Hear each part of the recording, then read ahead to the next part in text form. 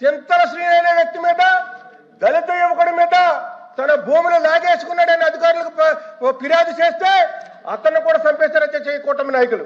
అదే సందర్భంలో కర్నూలు జిల్లా నంద్యాలలో గోవిందమ్మని సభ్యులు అన్ని సత్యదూరమైన మాటలన్నీ చెప్తున్నారు సార్. వ్యక్తిగత కారణాలతో ఇద్దరి మధ్య జరిగిన తగాదాలు అవి దారి తీసిన సంఘటనలో ఎవరు చనిపోతారా పరిగెత్తుకుంటా మీకేం పని లేదు, రెండో పని లేదు. మీకేం పని అంటే ఒకటే ఒక పని, బెంగళూరులో ఉంటాం, ఎవరన్నా చనిపోతే దానికి పార్టీ రంగు పోయటం, పరిగెత్తుకుంటా రావటం, వాళ్ళు మీ పార్టీ కార్యకర్తలకు వేయటం, ఎదురు వాళ్ళు మా పార్టీ కార్యకర్తలు అని చెప్పి రుద్ది మమ్మల్ని బస్సు పట్టించే కార్యక్రమాలు చేయడం తప్పక మీకు రెండో పని తప్పక ఈ రాష్ట్రంలో రెండో పని లేదు.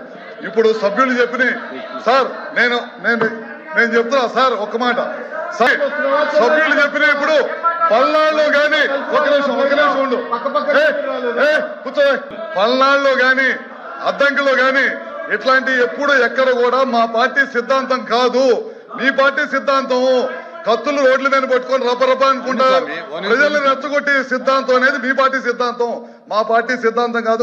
మా ముఖ్యమంత్రి గారు ఆ విధమైన సంస్కృతి సాంప్రదాయాలు మా పార్టీలో లేవు, అది మీ పార్టీతోటే వచ్చినవి. ఇవన్నీ కూడా విత్డ్రా చేయండి. అవన్నీ కూడా నిందలు, అవన్నీ కూడా ప్రూవ్ కాలేదు.